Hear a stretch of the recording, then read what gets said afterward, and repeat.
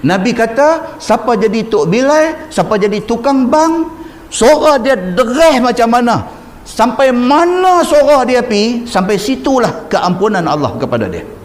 Masya Allah. Yastaghfiru lahu kullu ratbin wa yabis. Nabi kata, minta ampun kepada kawan yang duk bang di masjid ni, minta ampun kepada dia semua benda yang basah dan yang kering. Yang basah ni apa tuan-tuan? Manusia ni basah, pokok-pokok basah, maksudnya yang bernyawa.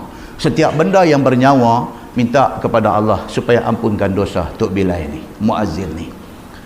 Wayabis, dan juga benda kering, tiang masjid, benda semen, batu, juga minta ampun kepada Allah untuk orang yang duk panggil orang mai semayang ni.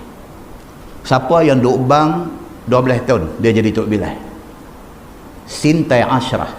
Siapa yang bang selama 12 tahun, wajabat lahul jannah. Nabi kata wajib syurga untuk dia. Ni Tuhan punya suka ni dekat orang duk kerja panggil orang semayang ni. Bagi lagi, dah bagi lagi.